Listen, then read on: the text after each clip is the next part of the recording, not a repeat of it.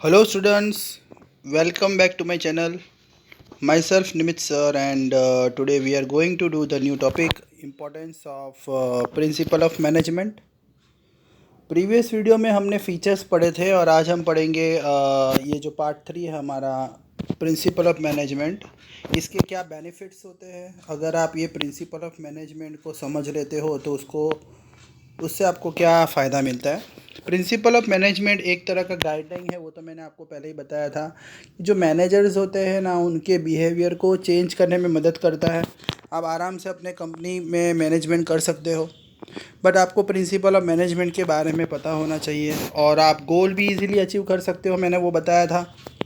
With the help of principle management time to time situation द्वारा आप decisions भी ले सकते हो। तो प्रिंसिपल ऑफ मैनेजमेंट एक इम्पॉर्टेंट रोल प्ले करता है आपके लाइफ में और आपके बिजनेस में। और मैंने आपको पहले भी बताया था कि प्रिंसिपल ऑफ मैनेजमेंट बहुत सारे टाइप्स के होते हैं। अगर आपको मैं बताऊँ तो एक तो मैंने बताया था कि डिवीज़न ऑफ वर्क, ये भी एक प्रिंसिपल ऑफ मैनेजमेंट का पार्ट है।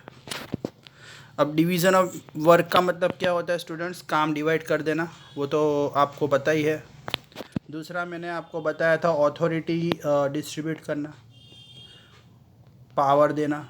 तीसरा मैंने एक एग्जांपल आपको बताया था डिसिप्लिन, रूल्स क्रिएट करना जिससे वर्कर्स एकदम प्रॉपरली काम करें।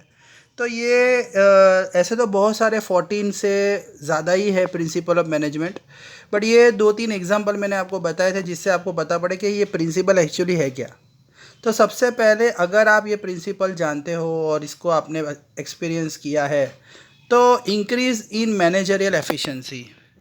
अगर आप इसे अप्लाई करते हो, इस प्रिंसिपल्स को अप्लाई करते हो, तो ये एक तरह का गाइडलाइन है जो आपको बिजनेस में बहुत ही यूज़फुल होगा मैनेजर्स को। मैनेजर्स डिफरेंट टास्क परफॉर्म कर सकता है अलग अलग, वैसे भी उसके बहुत बहुत सारे टास्क होते हैं। परचेज करना, सेल्स करना, सुपरवाइजन करना, मतलब बहुत ही अनगिनत फंक्शंस उसे परफॉर्म करने पड़ते हैं। तो अगर वो ये प्रिंसिपल को अच्छे से जानता है तो उसका जो काम करने का तरीका है उसमें बहुत सारे इम्प्रूवमेंट देखने को मिलेगा और उसका परफॉर्मेंस बढ़ेगा। मैनेजरियल एफिशिएंसी का मतलब होता है जो उसका काम करने का तरीका है वो सुधरेगा।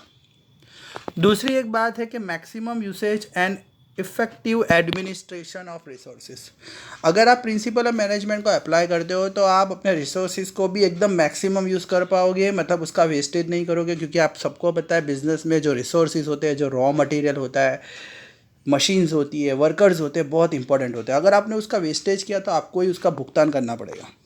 तो mostly availability of human and physical resources are limited. मैंने बताया आपको जो वर्कर्स होते हैं वो भी लिमिटेड होते हैं, तो उनसे काम कैसे करवाना है, उनकी परफॉर्मेंस को कैसे सुधारना है, उनके ट्रेनिंग को कैसे सुधारना है, वो सब हमें प्रिंसिपल ऑफ मैनेजमेंट समझाता है। It is unavoidable to make maximum usage. Meaning of the word maximum is to make usage of the resources through the principle of management where they can get maximum benefit with minimum cost. यहाँ पे बताया गया है कि जो भी आप principal use कर रहे हो, जो भी आप रिसोर्सेज यूज़ कर रहे हो, उसका आपको मैक्सिमम यूज़ करना है और वो भी कम खर्चे में। देखो खर्चा मायने रखता है। अगर गोल अचीव करना है तो जितने कम खर्चे में गोल अचीव करोगे उतना प्रॉफिट बढ़ेगा। Helpful for scientific and logical decision.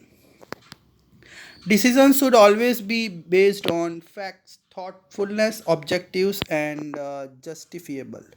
अब देखिए ये जो डिसीजंस आपको बिजनेस में लेने हैं वो आपको फैक्ट, मतलब जो आपके पास अभी जो सिचुएशन आप फेस कर रहे हो उसको ध्यान में रख के रहने हैं, सोच समझ के डिसीजन लेना है। ऐसा ही तो नहीं है कि आँख बंद करके मैं कोई भी डिसीजन ले लूँगा।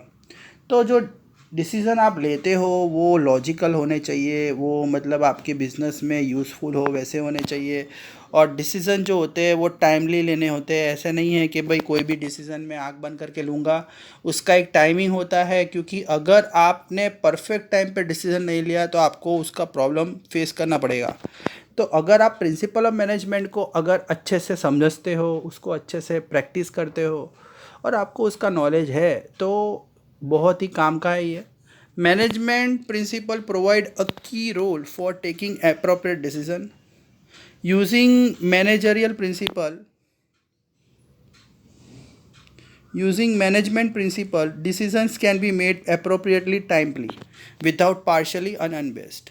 अगर आप ये प्रिंसिपल ऑफ मैनेजमेंट अप्लाई करोगे अपने बिजनेस में तो डिसीज़न आप टाइम टू टाइम ले पाओगे, और कोई भी पार्शलिटी या कोई भी मतलब आप किसी के साथ भी पार्शलिटी नहीं करोगे, और सोच समझ के आपका काम भी अच्छे से रहेगा। टू कॉप अप, कॉप का मतलब यहाँ पे मैनेज होता है with the changing business environment.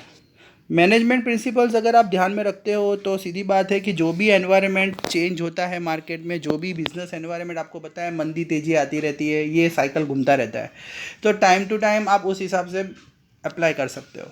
जैसे एग्जांपल मैं आपको बताता हूँ कि जैसे आपने डिवीज़न ऑफ वर्क किया, काम आपने लोगों के बीच में बांट दिया।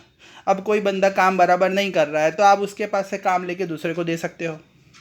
मैंने आपको पावर दिया पर एनवायरनमेंट ऐसा चेंज हुआ, बहुत तेज़ी आ गई है, मतलब मार्केट में मेरे प्रोडक्ट की बहुत ही डिमांड है, और आप उस काम को संभाल नहीं पा रहे हो, तो मैं आपसे आपका पावर ले लूँगा और दूसरे को दे दूँगा, उस बंदे को प्रमोट भी कर दूँगा, मैं आपका डिमोशन कर दूँगा। मतलब ये सारी चीज़ें एनवायरनमेंट के साथ चेंज होती है। To fulfil the social responsibility, यहाँ पे बताया गया है कि थोड़े बहुत सोशल रिस्पॉन्सिबिलिटी, समाज सेवा भी करनी पड़ती है।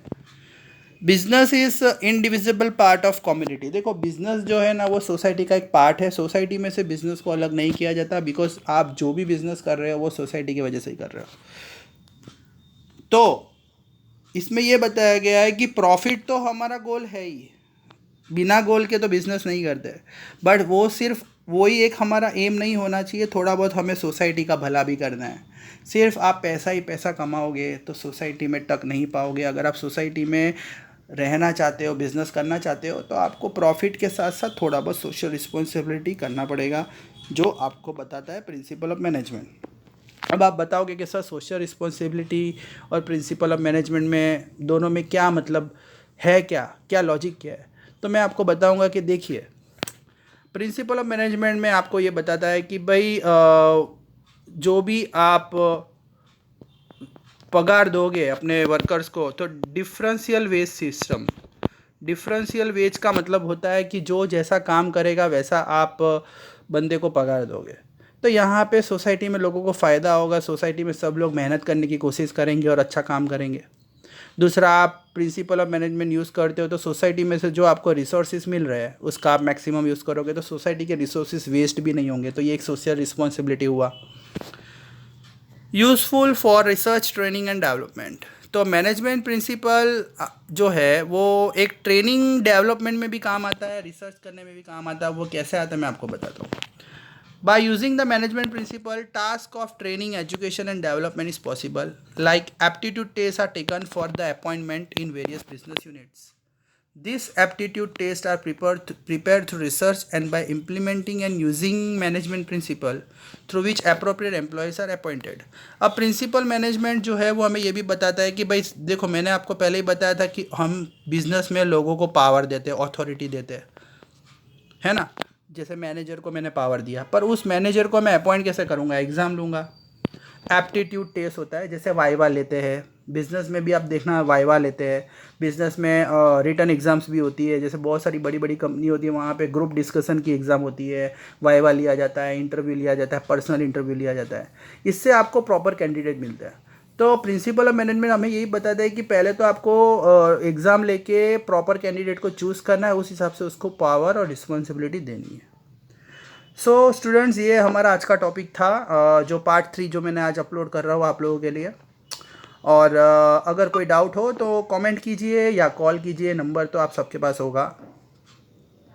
और अच्छा लगा हो तो लाइक सब्सक्राइब कर दीजिए। Thank you.